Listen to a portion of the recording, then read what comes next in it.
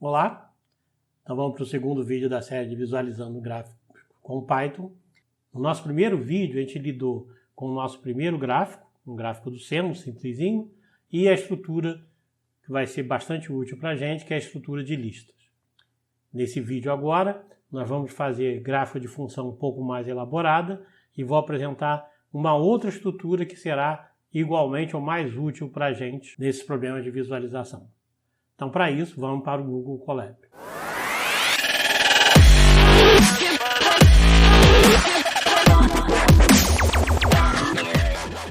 Então, novamente, a gente carrega os nossos requerimentos, que a gente já sabe, já é quase que padrão, importar o NumPy como NP e o Matplotlib como PLT. O que a gente quer fazer nesse vídeo é plotar gráficos de funções. Então, o que a gente vai fazer é dar um conjunto de dados, aplicar esse conjunto de dados, que são nossos valores de x, para uma função f de x e retornar esses valores e plotar. Imagine que a sua função vai ser a mais simples. É só pegar os valores e dobrá-los, multiplicar por 2. Se a gente faz isso com a lista, como a gente viu na aula passada, o que a gente tem é que A vezes 2, a operação vezes 2 para uma lista é duplicar, é concatenar uma depois da outra. Então, o que a gente quer fazer agora é, na verdade, multiplicar por 2 cada um dos elementos da lista. Se a gente quisesse... Antes de passar nisso em detalhes, eu vou mostrar mais um truquezinho para alterar listas. Se você faz a lista mais 4, o que acontece? A gente obtém um erro, e o erro diz que você não pode concatenar lista, que é o A, com o inteiro. Então, o que eu devo fazer? Para concatenar listas, eu devo somar uma lista a outra. Para transformar esse 4 em uma lista, a gente já viu, a gente pode colocar entre colchetes. Será que isso funciona? Agora você vê que o que a gente retorna é 1, 2, 3, 4, né? Que é o que eu queria, acrescentar o 4 no final da lista. Mas você observa que se eu faço isso e peço para imprimir o A, ele fez, como fez no passo anterior, mas não alterou o valor de A. Para acrescentar de forma definitiva esse 4 ao A, da mesma forma que o método append, que a gente viu no vídeo passado, o que eu devo fazer é usar o operador de atribuição, que aqui é representado pelo sinal de igual. Então a gente faz A é igual ao A anterior mais uma lista que contém o 4. Peço para imprimir o A. Agora sim eu tenho a minha lista 1, 2, 3, 4. Eu poderia ter feito desde o início o A igual a 1, 2, 3. Aqui como eu fiz no vídeo passado. E apendar o valor 4. Agora eu tenho de novo 1, 2, 3, 4. Tá? Então eu posso fazer ou com o append ou somando mais uma lista. Observa que esse daqui eu consigo colocar mais de um valor. Por exemplo, se eu fizer A igual a 1, 2, 3, eu posso somar uma lista que seja 4 e 5. E o A fica 1, 2, 3, 4, 5. Legal? Então vamos voltar agora para a nossa tarefa inicial, que é fazer a função. Para quem já programa numa outra linguagem que não Python, a tentação é traduzir o código que você tem na sua mente para a linguagem Python, trocando as palavras. Isso dá um inglês tão bom quanto o do Google Translator, por exemplo. E não é isso que a gente vai fazer. Então, vou mostrar para vocês aqui a estrutura de um last for em Python, que é o comando que faz com que várias instruções sejam repetidas. Dada a lista A, que é 1, 2, 3, 4, 5, eu quero uma outra lista que contenha o dobro de cada um desses valores. Simples. A gente começa com B igual a uma lista vazia. B vai conter, então, os meus valores dobrados. E aí a estrutura do for é for i, que é a minha variável, em. Deixa eu ler aqui de dentro para fora. Len A é a minha lista, 1, 2, 3, 4. Len retorna o número de itens que A contém, que no caso ali são 5. Então, para ir na faixa de 0 a 5, Lembra do range do vídeo passado? Então ele vai criar uma lista 0, 1, 2, 3, 4. Na verdade ele cria um objeto, se eu quiser transformar em lista, eu tenho que usar o comando lista. Mas aqui eu posso usar esse objeto. Então o que eu estou fazendo aqui é ir variar de 0 a 4, porque len de A é 5, né? E o range faz repetir de 0 a 4. Então, o meu B, que é a minha lista vazia, vai ser igual à lista anterior, igual eu acabei de fazer, mais uma lista que contém o elemento I da minha lista A vezes 2. Então, por exemplo, o I começa com 0, o B que está vazio vai ser vazio mais o A0 vezes 2, que vai ser 2. Aí depois para I igual a 1 vai ser A1 vezes 2, vai ser o 4 e assim por diante. Aqui tem algo interessante que eu tenho que mostrar, que é diferente de Python para as outras linguagens. Aqui acontece o que a gente chama de um laço. Ou seja, esse for, eu quero que algumas instruções sejam repetidas, mas nem todas. Como é que eu faço isso? O que inicia um laço em Python é esse 2 pontos. E tudo que tiver dentro do laço tem que ser identado, ou seja, espaçado, né? Aqui no caso, espaçado por dois espaços, foi o que eu usei. Tudo que tiver com 2 espaços aqui dentro vai estar dentro do escopo desse laço for. Então, espaço tem significado em Python. Então, vamos ver se isso funciona. Nota que está demorado, eu vou explicar por que isso demora. Então, esse percent times, que eu deixei para falar no final, é uma palavra mágica do Jupyter, mudando esse ambiente que a gente está usando em Python. Ele vai medir o tempo que o sistema leva para rodar isso daqui. É essa comparação que eu estou interessado. Como eu posso fazer um laço que repita de uma maneira mais rápida? Ele rodou esse loop 100 mil vezes. E a mais lenta foi 5 vezes mais lenta, né? Levou 5 vezes mais tempo que a mais rápida. Ou seja, rodando 100 mil vezes a mesma coisa, nem sempre dá o mesmo resultado. Mas que fazendo os melhores, isso dá 1 microsegundo por loop. Tá? Se a gente tirar o time e rodar novamente, ele vai fazer uma vez só. E aqui me imprime o B com o que eu queria, ó, 2, 4, 6, 8 e 10, que é 2 vezes cada um dessa lista.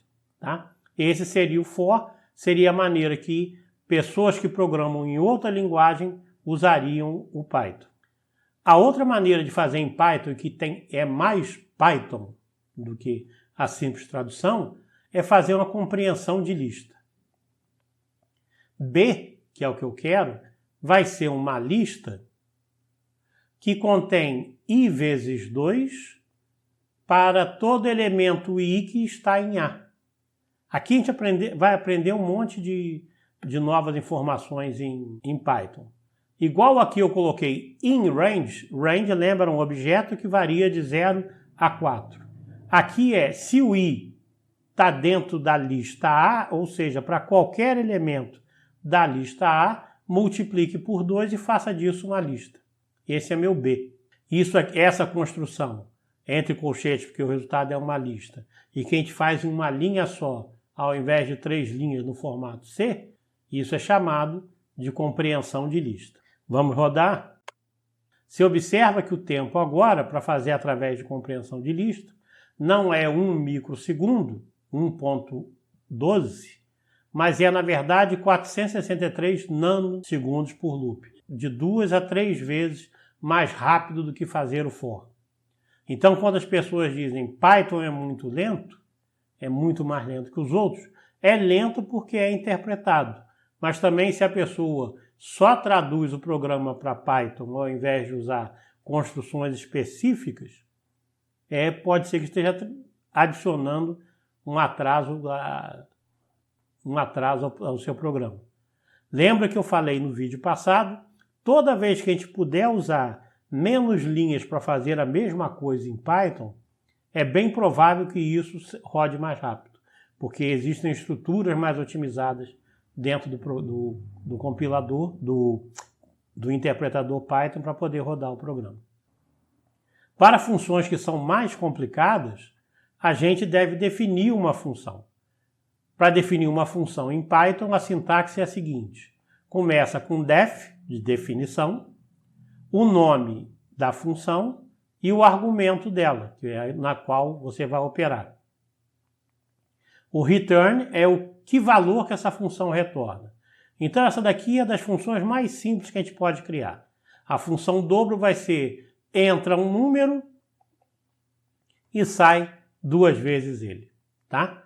E eu vou fazer isso, eu vou usar essa definição de função dentro de uma compreensão de listas. Então eu vou fazer, para todo elemento que tem em A, que é a minha lista 1, 2, 3, 4, 5, eu vou calcular o dobro dela usando essa função, tá? Vamos ver quanto que isso dá. Gasta primeiro, né? Se eu usar a função ao invés de colocar a conta ali dentro. Deu agora um pouco menos, 908, deu um pouco menor do que a soma e a perda de lista, mas deu mais tempo do que se eu fizesse a operação aqui dentro, tá? Isso faz sentido porque para cada uma vez dessa, ele tem que procurar qual é a minha definição de função. Então esse aqui é o melhor, fazendo mais simples, mas nem sempre você consegue fazer uma função que seja escrita numa linha só, tá? Por isso que esse dobro, por isso que a gente inventa a definição de função para funções que são mais complicadas. Como tudo em Python, tem mais de uma maneira de se fazer. Isso causa, às vezes, uma tremenda frustração que a gente nunca sabe se está fazendo do método mais eficiente ou do método certo. Que é a função lambda.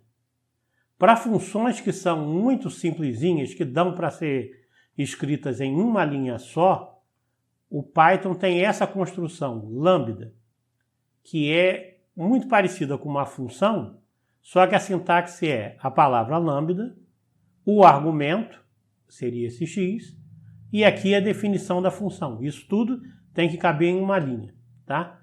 Então a função lambda aqui é pegar o número x e devolver x vezes 2, tá? Se eu colocar essa função lambda aqui dentro de uma compreensão de lista, nota que agora eu boto a função entre parênteses, eu vou comentar por quê. Vamos rodar isso.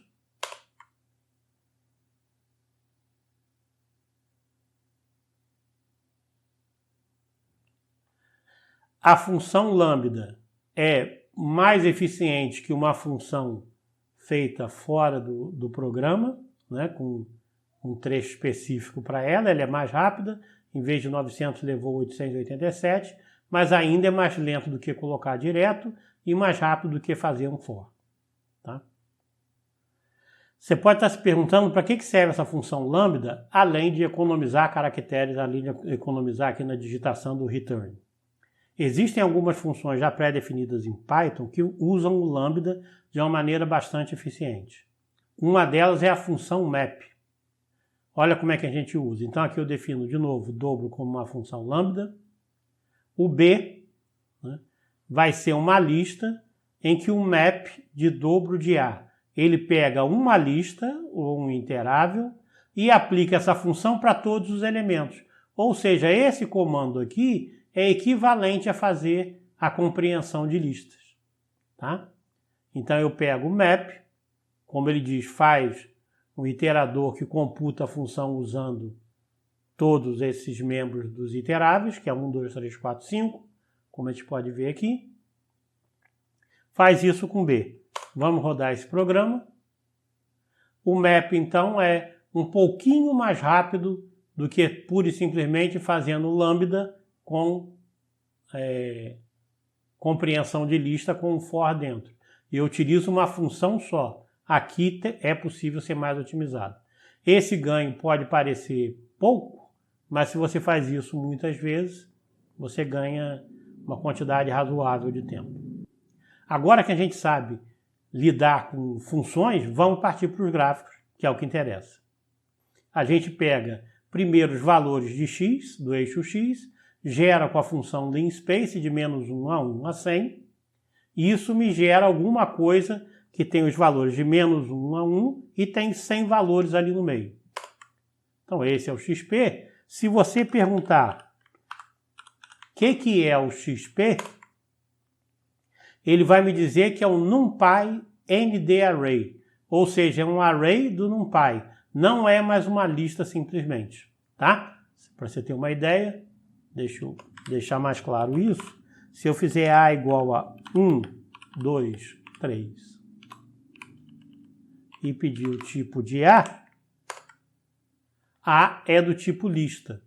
O XP, porque sai do NumPy, é um do tipo array.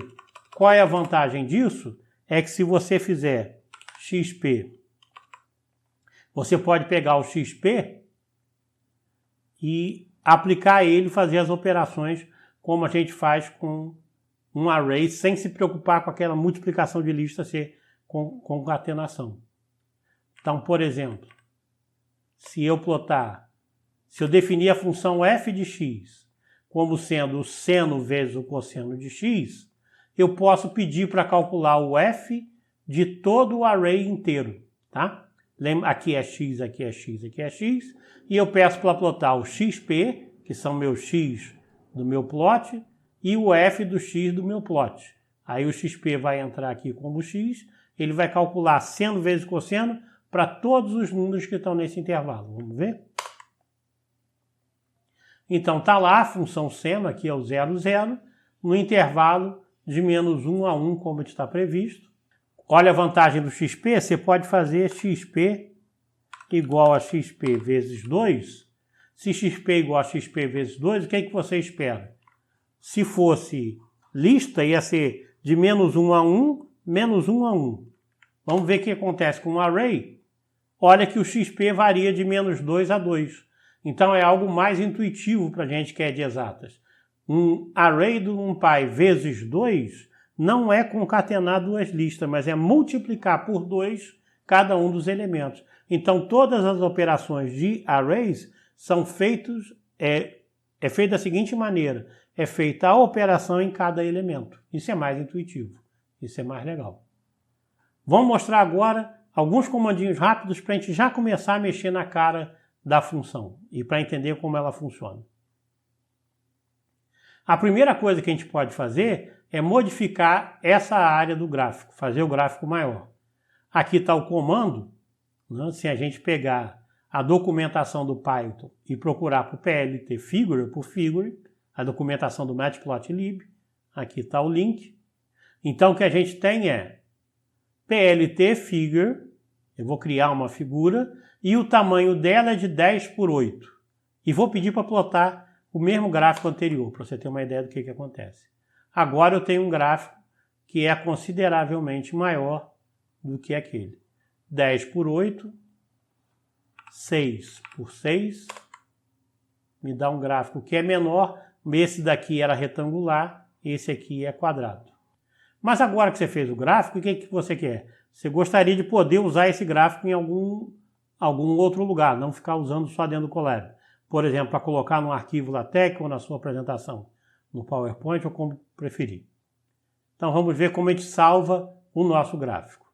Para salvar o gráfico existe esse comando SaveFig. Então eu vou plotar uma figura de tamanho 6,6, como eu vi, face color Y, vou comentar isso daqui a pouco, vou plotar o XF de X e salvar essa figura seno cosseno PNG. Aqui dá para ver o que é o face color, o Y é de yellow e botou uma borda amarela em volta do gráfico, tá? E essa figura syncos.png, para onde foi? Pois bem, se a gente for aqui do lado, aonde tem seus arquivos, você vai ver que aqui tem a figura, seno cosseno. E dá para ver, se você clicar, ela aparece aqui do lado, tá? Então a figura está aqui, mas isso significa o quê? Ela está onde? Ela está simplesmente na área do Colab. O que vai acontecer é que se você fechar essa seção, você não recupera mais essa figura. Então, como é que a gente faz para salvar o trabalho? Vai nos 3 pontinhos, pode fazer o download. Pronto. Faz o download e copia para o seu computador. Uma outra maneira de você salvar esses seus dados é conectar a tua conta do Colab com o Google Drive. Então você clica no íconezinho que tem o símbolo do Drive, conecta ao Google Drive e aí aparece a pasta Drive. Aqui no caso é porque eu já estou conectado na minha conta que eu pedi do Drive. Então ele nem me pede senha ou o que for. Então aqui tem o Drive, que ao clicar no triângulozinho do lado, você vê todos os seus arquivos do Google Drive. E aí, é tão fácil quanto em qualquer sistema, você pode pegar o seno e cosseno e copiar para qualquer pasta que você quiser do Drive. E fazendo isso, você salva permanentemente no Google Drive os seus arquivos. Tá? Depois eu vou mostrar como a gente pode salvar, montar direto no Drive e salvar direto lá. Mas não é esse o objetivo por enquanto. Não só você pode salvar em PNG, mas você pode salvar em PDF também. Então, rodei, atualizei e apareceu o SimCos PDF. Tá? Então, ele pode salvar em PNG, PDF. Em particular, o PNG é legal para as apresentações, que você pode botar ele com modo transparente. Tá? Que aqui não aparece, mas se você clica 2 vezes, você vai ver que a figura agora tem um fundo transparente. Tá? Voltando às planilhas, vamos falar um pouco agora de cores. Existem várias cores que a gente pode usar no Matplotlib. Existe uma página que é o nome das cores, que vão ter todas as cores por um nome. E aí basta fazer, como eu fiz anteriormente, eu pego a figura 6,6, peço para plotar, adicionei um argumento agora, cor igual cian e marcador igual pontinho. Então, o que você observa, agora a figura está em ciano, nesse azul clarinho, e ao invés de linha, eu tenho ponto. Tá? Então, assim eu posso mudar meu estilo de fazer o gráfico. Como isso é gráfico de funções, a primeira dica de visualização. Função é algo que você espera que seja contínuo, ou que tenha a ver com continuidade. Então, usar símbolos para representar funções não é uma boa ideia. Essa sintaxe permite uma outra notação mais prática que você pode fazer R de vermelho menos. Tá? O que dá isso? Dá o gráfico contínuo em vermelho. B de blue menos. Está o gráfico em azul. Se ao invés de menos você bota 2 pontos, a linha de contínua passa para pontilhada. Se usar um ponto só, vai ser aquele pontinho que a gente viu. E mais variações disso podem ser escolhidas no comando, observando a documentação lá do plot, né, para escolher estilos de linhas diferentes. Você pode querer agora, estar interessado, já que você calculou essa função, o que você pode estar interessado em ver uma seção da função. Por exemplo, de menos meio a meio. Você pode fazer isso usando o linspace e recalculando tudo de novo no intervalo de menos meio a meio. Mas se os pontos já estão aqui, o que você pode fazer é usar essa função xlimit, que são os limites do x, existe a ylimit, onde eu coloco de menos meio a meio e peço para plotar a função em vermelho, como a gente já viu. Então está aí a função agora, o intervalo vai de menos meio a meio. Se você quiser voltar para o automático, que era o menos 1 a 1, existe esse comando aqui, auto igual true. Tá? True e false são dois valores de variáveis booleanas, como a gente chama, verdadeiro ou falso, que são válidas em Python e você não precisa colocar aspas, tá? Então eu quero o modo automático como verdadeiro. E aí eu ploto a função. Para terminar, imagina que você queira fazer agora mais de uma função no mesmo gráfico. É muito fácil. Faço o XP de menos π a π, com 100 pontos. Vou plotar a minha função f de XP, lembra? É o produto do seno pelo cosseno, com uma largura 3. E com largura 1, em vermelho vai ser o seno e vai ter o rótulo seno. Em verde vai ser o cosseno e vai ter o rótulo cosseno. Esses labels, né, que são rótulos, para aparecerem eu preciso dar esse comando plt legend. Olha como é que o nosso gráfico ficou. Agora eu tenho o seno em vermelho, o cosseno em verde e em azul o produto das duas funções, tá? Com os rótulos f de x e x. Então, o nosso gráfico agora está muito mais bonito do que aquele que a gente começou a fazer, começou a mostrar nesse vídeo, e agora também muito mais explicativo, identificando as funções. Eu poderia ter colocado aqui mais um label para o plot. Aproveitem vocês, testem isso como se faz, e também brinquem com novas funções. No próximo vídeo, vou mostrar para vocês como a gente pode modificar ainda mais esse gráfico, tornando ainda, agora voltado para a visualização, mais claro, com menos coisas escritas, que esse daqui está cheio, vai gastar muita tinta para escrever. Como é que a gente faz um gráfico mais limpo e ainda assim transmitindo toda a informação que a gente precisa. Tá ok? Então vejo vocês no próximo vídeo. Até lá!